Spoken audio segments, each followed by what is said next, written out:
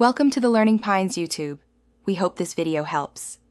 In this video, I will explain how to conquer Candy Crush Saga level 114. This level presents a fun challenge where your primary objective is to collect 3 ingredients, typically cherries.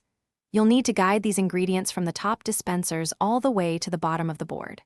Remember, you have a total of 28 moves to achieve this goal, so every decision counts. Let's dive into the strategies to help you succeed. Level 114 is filled with obstacles like pesky licorice swirls and thick, multi-layered frosting.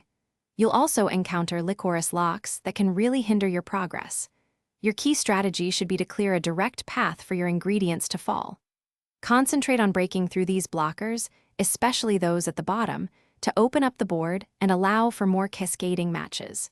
This will help you move those cherries down efficiently. To tackle the blockers, special candies are your best friends. Striped candies are fantastic for clearing full rows or columns, which is crucial for moving ingredients. Wrapped candies create a powerful 3x3 explosion, great for concentrated areas of frosting. For maximum impact, try combining a striped and a wrapped candy to clear a large 5x5 section. Also, if you see fish candies, use them. They are particularly good at clearing away those stubborn licorice pieces. For an even greater impact, try to combine a color bomb with a striped candy. This powerful combo removes all candies of a chosen color and turns them into striped candies, often leading to massive cascades. Always prioritize making matches at the bottom of the board to encourage new candies to fall and create more opportunities.